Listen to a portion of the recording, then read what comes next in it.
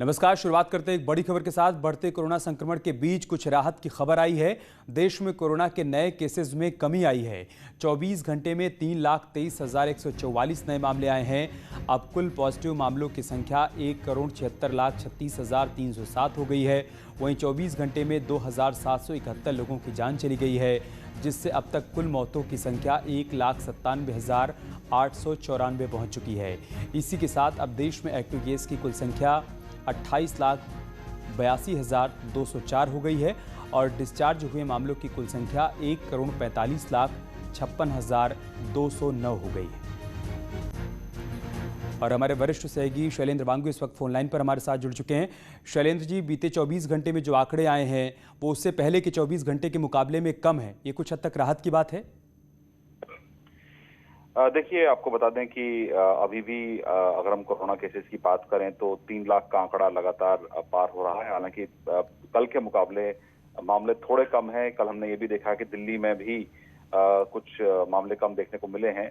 इसके पीछे कारण क्या है ये अब तक साफ नहीं है। हालांकि लगातार कोशिश ये की जा रही है केंद्र की तरफ से और ये निर्देश भी दिए गए हैं सभी राज्यों को कि कंटेनमेंट पॉलिसी जो हेल्थ मिनिस्टर की तरफ से कही गई है, जिसमें ये कहा गया है कि जहां पर लगातार एक हफ्ते तक 10 जो पॉजिटिविटी रेट है वो जो 10% से ज्यादा जा रही है या जहां पर बेड कैपेसिटी 60% से अधिक है, वहां पर कंटेनमेंट जोन तैयार किए जाए, वहां पर प्रोटोकॉल फॉलो किया जाए, सख्ती से इसका पालन किया जाए ताकि कोरोना मामलों में कमी आ सके। हालांकि ये अच्छी खबर तो है, लेकिन क्योंकि अभी मामले लगातार 3 लाख से ऊपर हैं और प्रोजेक्शन भी जो है वो इस महीने के अंत तक काफी ज्यादा बताई जा रही है, खासतौर से यूपी, महाराष्ट्र और दिल्ली के लिए। तो ऐसे में एहतियात बरतना जरूरी है और टीकाकरण अभियान जो है वो भी तेज हो जाएगा आने वाले 3-4 दिनों के अंदर। 1 मई से उसकी शुरुआत हो रही है, तो जाहिर तौर पर राहत की बात है, लेकिन अभी भी खतरा टला नहीं है।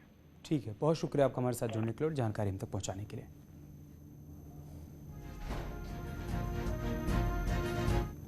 संभल में चुनावी रंजिश में पथराव और फायरिंग हुई है। पंचायत चुनाव के दौरान विवाद की दूसरी घटना है। पुलिस ने मामले में 100 लोगों के खिलाफ केस दर्ज किया है। विवाद का वीडियो सोशल मीडिया पर वायरल हो रहा है, जिस वक्त हम आपको दिखा रहे हैं। पंचायत चुनाव के चलते दो पक्ष आमने सामने आ गए, जमकर बवाल हुआ है यहाँ पर और इस दौरान कुछ लोग घायल भी हुए हैं। पुलिस ने अब 100 लोगों पर केस दर्ज किया है। आगे कार्रवाई की जा रही है। चुनावी रंजिश में न सिर्फ पथराव हुआ है बल्कि इस दौरान फायरिंग भी की गई है और पंचायत चुनाव के दौरान विवाद की ये दूसरी घटना सामने आई है, जिसके बाद पुलिस एक्शन में है। 100 लोगों पर केस दर्ज किया गया है।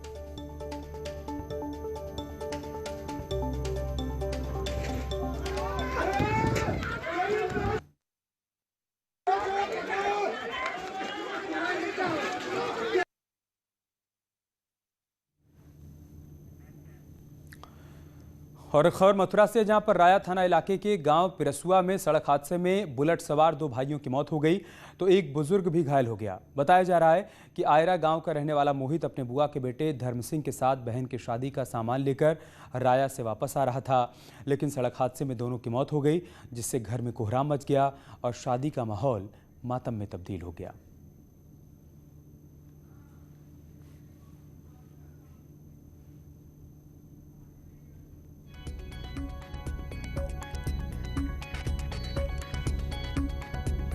मथुरा में बेहद दर्दनाक हादसा हुआ है। 2 भाइयों की यहाँ पर मौत हो गई है। घर में शादी का माहौल था जो अब मातम में बदल गया है। कानपुर देहात के मूसा नगर के सनाई खेड़ा गांव में उस वक्त हड़कंप मच गया जब देर रात ग्रामीणों ने मतपेटी गायब होने का आरोप लगाकर जमकर हंगामा किया। हंगामे की सूचना पर एसडीएम मौके पर पहुंचे तो ग्रामीणों ने एसडीएम को बंधक बना लिया और सरकारी वाहनों में तोड़फोड़ भी की गई, जिसके बाद भारी पुलिस फोर्स मौके पर पहुंची और ग्रामीणों से काफी मान मनोबल के बाद बंधक बने अधिकारियों को छुड़वाया गया।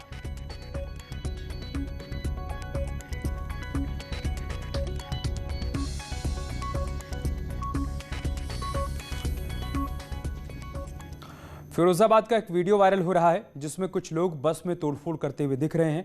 बताया जा रहा है कि वीडियो सोमवार का है, जब मतदान कर्मी मतपेटियों को ले जा रहे थे तो कुछ लोगों ने बस को घेर लिया और बस में तोड़फोड़ कर दी। साथ ही पुलिसकर्मियों के साथ मारपीट भी की गई।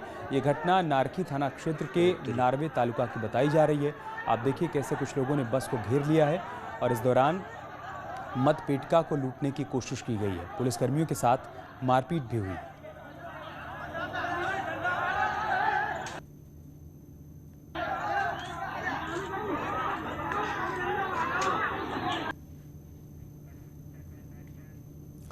प्रधानमंत्री मोदी ने हनुमान जयंती पर देशवासियों को शुभकामनाएं दी हैं।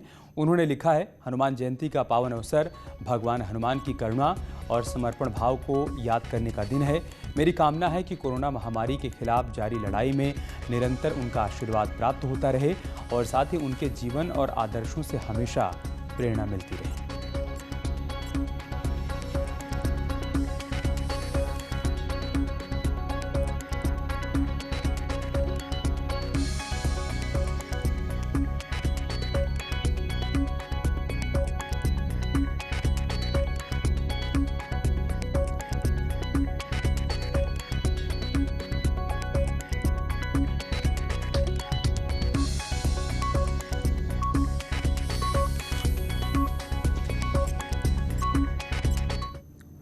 उधर अखिलेश यादव ने भी हनुमान जयंती पर ट्वीट किया है। अखिलेश यादव ने अपने ट्वीट में क्या लिखा है वो हम आपको बताते हैं। हनुमान जयंती की शुभकामना के साथ ये कामना भी की कि सबके जीवन को संजीवनी मिले। ये ट्वीट किया है समाजवादी पार्टी के अध्यक्ष अखिलेश यादव ने। हनुमान जयंती के मौके पर उन्होंने प्रार्थना की है कि सभी को शुभकामनाएं, लेकिन हर किसी का स्वास्थ्य ठीक रहे, लोगों को संजीवनी मिले, ये उनकी तरफ से प्रार्थना की गई है हनुमान जी से।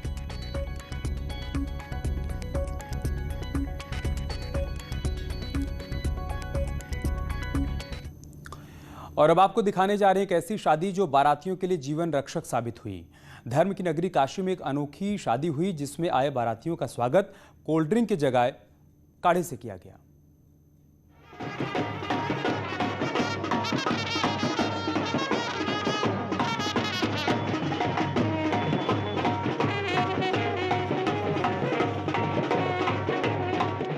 मास्क से स्वागत और काढ़े से जलपान। जी हां, कोरोना की महामारी में बारातियों का स्वागत कुछ इसी प्रकार हुआ। सांस्कृतिक नगरी काशी में कोरोना की महामारी से बचने के लिए बारातियों का स्वागत कोरोना प्रोटोकॉल से हुआ। देखने में थोड़ा अटपटा लग रहा होगा, लेकिन ये 100% सच है। वैश्विक महामारी में संक्रमण की चेन को तोड़ने के लिए शासन की तरफ से शादी में कई प्रकार की पाबंदियां हैं। इन बंदिशों में स्थानीय लोग शासन के निर्देशों के पालन के साथ ही लोगों का ख्याल भी रख रहे हैं। कोरोना से दूरी रखने के लिए बारात में आए बारातियों का स्वागत काढ़ा पिलाकर कर रहे हैं। इसके साथ ही सोशल डिस्टेंसिंग के साथ डांस किया। यही नहीं, मास्क और सैनिटाइजेशन का भी पूरा ख्याल रखा गया है। ये शादी अगले साल था, उसको मैंने कोरोना देखते हुए टाल दिया। फिर बहुत लंबा समय है तो इसलिए इस समय कर रहे हैं। और मैंने बारातियों का स्वागत मास्क और काढ़े के साथ किया और सोशल डिस्पेंसरी के सब करते हुए सब हम। काढ़ा और मास्क क्यों रखा आपने और सारी चीज़ों के साथ में? इसलिए कि कोरोना काल चल रहा है, जो भी हो किसी को कोई दिक्कत न हो आने जाने में, पूरी सोशल डिस्पेंसरी की पालन हो। वहीं बारातियों को भी ये अंदाज बेहद पसंद आया। बाराती जहां मास्क में ढोल नगाड़ों की थाप पर डांस कर रहे थे, तो वहीं बारात पहुंचने के साथ ही उनका काढ़े से स्वागत किया जाना बेहद खुशनुमा एहसास रहा। बारातियों की माने तो आज के समय में काढ़े की सबसे ज्यादा जरूरत जीवन में है। कोल्ड ड्रिंक्स की जगह काढ़े से स्वागत किया गया, जो बेहद ही आश्चर्यजनक तो है ही, लेकिन बहुत लाभप्रद भी है। बारातियों का कहना है कि काढ़ा का स्वाद कड़वा है, लेकिन आज के समय में इसकी जरूरत की वजह से कोल्ड ड्रिंक और रुआवजा जैसे पदार्थों से कहीं ज्यादा लाभदायक है। यही वजह है कि सभी बारातियों ने इसे खूब एंजॉय किया। आज आप शादी में आए हो, एंजॉय कर रहे हो, वीकेंड लॉकडाउन है, ऐसे में बारात में आए हो आप लोग, समय का कम है। ये हाथ में आप लोगों का स्वागत देखा मैंने, काला काला, ये क्या पी रहे हो आप? काढ़ा है ताकि हेल्दी रहे हम लोग। बारातियों का स्वागत भी काढ़े से हो रहा है जी। क्या कहोगे इस तरह से वेलकम पे? कि अच्छा है, हम लोग इम्यूनिटी अच्छी रहेगी कोविड-19 के चलते हुए। कोविड में सब कुछ बदल गया है। मेकअप कराने के बाद भी मास्क लगाना जरूरी हो गया है। ऐसे में काढ़े से स्वागत पे क्या कहेंगी आप? कि अच्छी रहेगी, अच्छी बात है। काशी की अनोखी शादी में नई परंपरा ने यही संदेश दिया कि कोरोना से लड़ना है तो कुछ बदलाव जरूरी है, जिससे इंसान के जीवन की रक्षा हो सके। न्यूज 18 के लिए वाराणसी से रवि पांडे की रिपोर्ट। कोरोना की इस वैश्विक महामारी के मुश्किल दौर में जहां लोग अपनों से मुंह मोड़ ले रहे हैं, वहीं संगम नगरी प्रयागराज में एक शख्स ऐसा है जो परेशान और ज़रूरतमंद लोगों की मदद कर उनके लिए मसीहा साबित हो रहा है। मुस्लिम समाज से ताल्लुक़ रखने वाला ये शख्स लोगों को मदद पहुंचाने के लिए रमज़ान के महीने में रोज़े भी नहीं रख पा रहा है। फैजुल नाम का ये शख्स कोरोना के मुश्किल वक्त में गरीबों और दूसरे ज़रूरतमंदों को न सिर्फ मुफ्त में शव वाहन मुहैया करवा रहा है, बल्कि अनाथ लोगों की अर्थी को कंधा देकर उनका अंतिम संस्कार भी करवा रहा है। इसका चार्ज नहीं लेते हैं। डीजल और ड्राइवर का जो अपना ये हमारे ड्राइवर हैं, इनको अपना पैसा जो जनता देती है, जैसे चलती फिरती जनता, उनसे ये ड्राइवर को दे देते हैं। महीने में जो डीजल अगर आदमी दे दिया 200, 300, 400, उसका हम डीजल भरा देते हैं। हम अपने लिए नहीं सोचते कि हम कपड़ा बनवा लें, जूता पहन लें, ये सब नहीं सोचना है। सिर्फ जनता सेवा भाव में लगे रहते हैं। भारत में कोरोना संक्रमण की दूसरी लहर के कारण हालात चिंताजनक बने हुए हैं। ऐसे में हर बड़ा देश भारत की मदद के लिए आगे आ रहा है। दुबई में जहां दुनिया की सबसे ऊंची इमारत बुर्ज खलीफा को तिरंगे की रोशनी से जगमग कर दिया गया, तो वहीं अब कई अन्य इमारतों को भी तिरंगे में रंग कर यूएई ने भारत के साथ खड़े होने की बात कही है। इसके अलावा सऊदी अरब ऑक्सीजन टैंकर भी भारत भेज रहा है। सोमवार की देर शाम भारतीय वायुसेना के विमान से 6 क्रायोजेनिक ऑक्सीजन कंटेनर भारत लाए गए। यहाँ रुक रहे एक छोटे से ब्रेक के लिए, जल्द लौटेंगे कुछ और खबरों के साथ। हल्द्वानी से एक ऐसा वीडियो वायरल हो रहा है जिसमें पीपीई किट पहने एक शख्स बारात में ठुमके लगा रहा है। डांस करने वाले शख्स के पीपीई किट पहनने की बात सामने आई है। बताया जा रहा है कि सोमवार की रात सुशीला तिवारी अस्पताल के बाहर से एक बारात निकल रही थी। इसी दौरान अस्पताल के बाहर खड़ी एक एम्बुलेंस का ड्राइवर भी बारात में डांस करने लगा। हालांकि इस दौरान बाकी बारातियों ने पीपीई किट पहने इस शख्स से दूरी बनाना ही बेहतर समझा। डांस करने वाले एम्बुलेंस ड्राइवर महेश के मुताबिक वो लगातार तनाव में काम कर रहे हैं, इसलिए थोड़ा मन को हल्का करने के लिए बारात में ठुमके लगाए।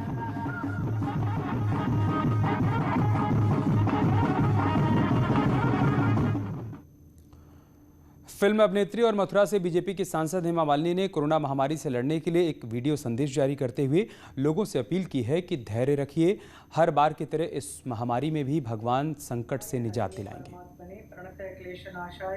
कृष्णाय वासुदेवाय हरे परमात्मने प्रणतः क्लेशनाशाय गोविंदाय नमो नमः। राधे राधे।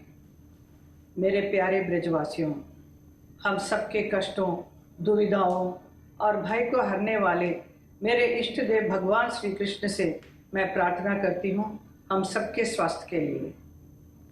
जैसे आदिकाल से वो क्लेश हरते आए हैं, कष्टों का हरते आए हैं हमारे। और चलिए इसके साथ इस बुलेटिन में इतना ही। खबरें जारी हैं, आप बने रहें हमारे साथ। नमस्कार।